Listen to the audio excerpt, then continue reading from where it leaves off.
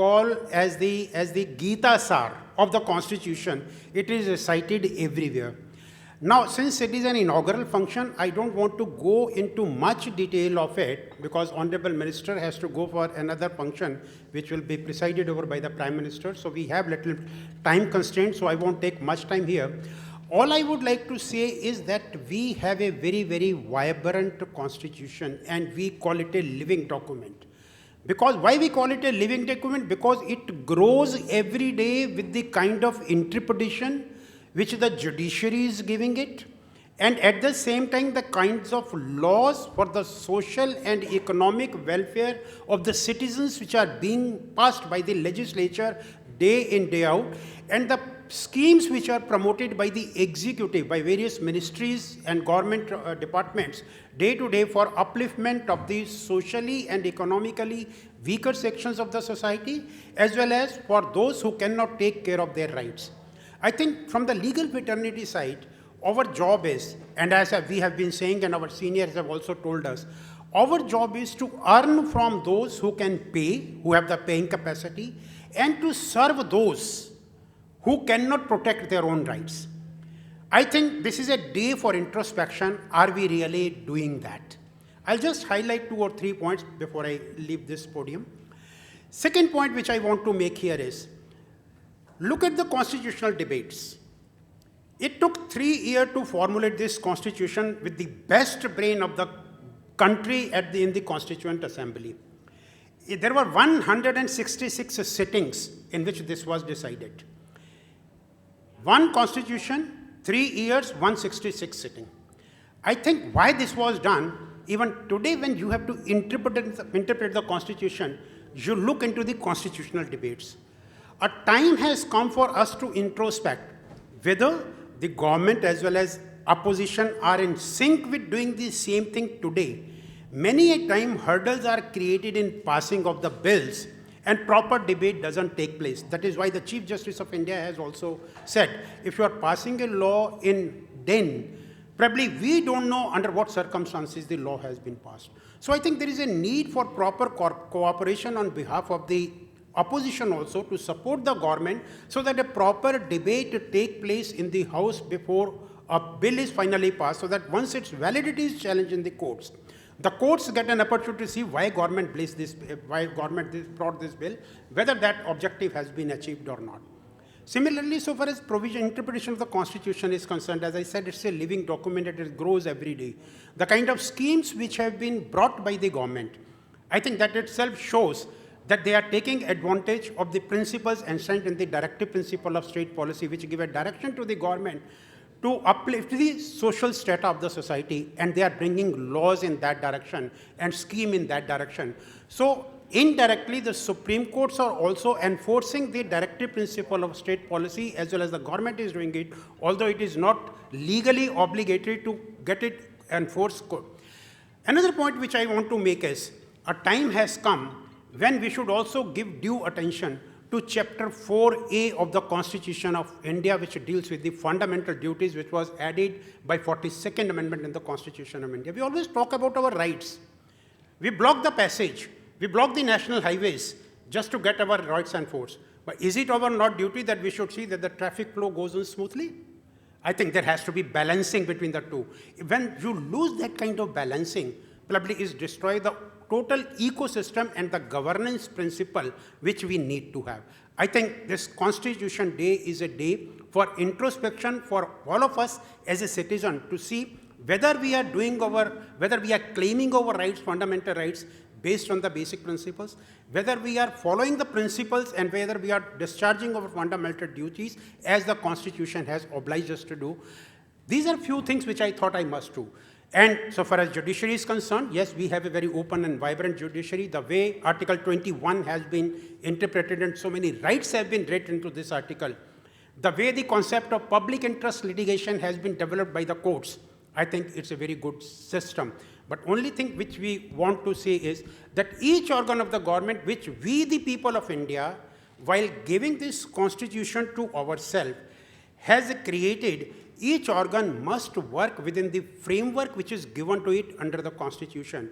And as I was saying, preamble is the basic document on which we must look into, a basic concept in which whenever we are enforcing our right, when we are talking of our duty, we must see whether the principles which are laid down in the preamble, are we really carrying forward them.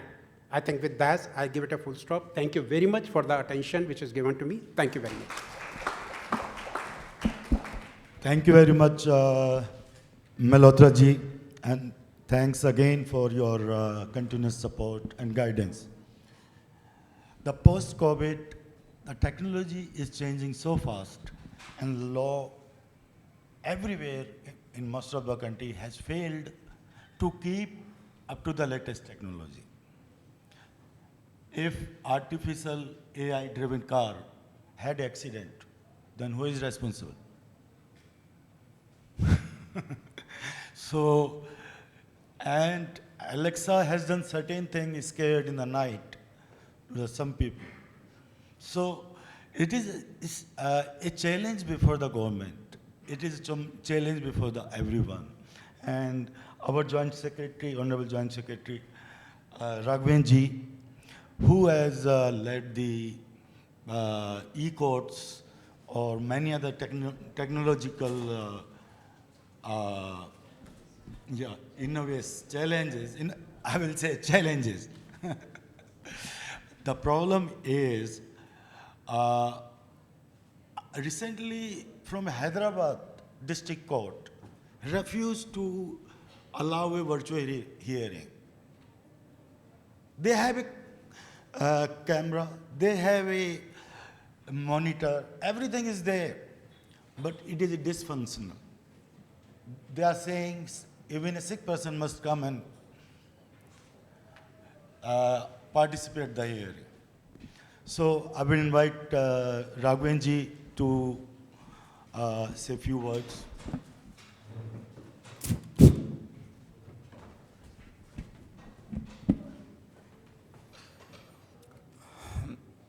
Vande Mataram, respected Minister of State for Law, Sri Professor Baghel Saab, and former Law Secretary Sri P.K. Malhotra ji, and Suman Khaitan ji, Senior Advocate, and my friend Kaviraj, and all illustrious and intelligent cream, and the most important Amrit of legal sector assembled here, and to discuss various issues, future issues pertaining to the post-COVID pandemic. And you all know that two major laws are coming up for discussion in the winter session of Parliament, that is the ongoing winter session.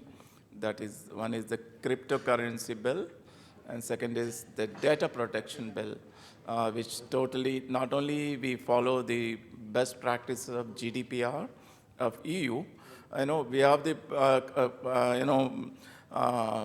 the ancient practice of respecting other laws also. When our Constitution Day, today, Samvidhan Divas, Constitution Day, and thanks to Honorable Prime Minister Sri Narendra Modi ji, who started this festival of respecting not only the Baba Saheb Ambedkar ji, also the entire 398 men, and not to forget the famous 15 intelligent women who contributed to this constitution this day. And respecting them, he started this festival, and then we are celebrating this. Ano Badraha Krutavayantu Vishwadaha, that is, let noble thoughts come from all sides. That's what our Constitution Assembly followed, and various best principles we incorporated in our law. And as Malhotra sir said about not only the importance of fundamental rights, recent happening taught us how important is fundamental duties. Last 1 year, we have seen people not respecting the duties and how much damage happens to the public property and also private property. Imagine you are driving your car, your hard-earned car, maybe your EMIs has not completed and it's getting damaged because somebody else is protesting about his fundamental right.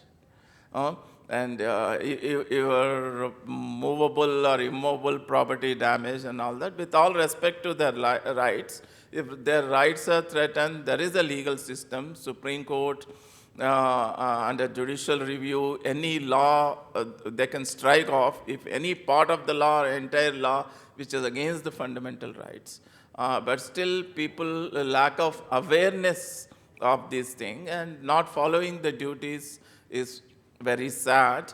We have been going through the severe air quality in Delhi and air pollution. You must have seen the Yamuna water pollution.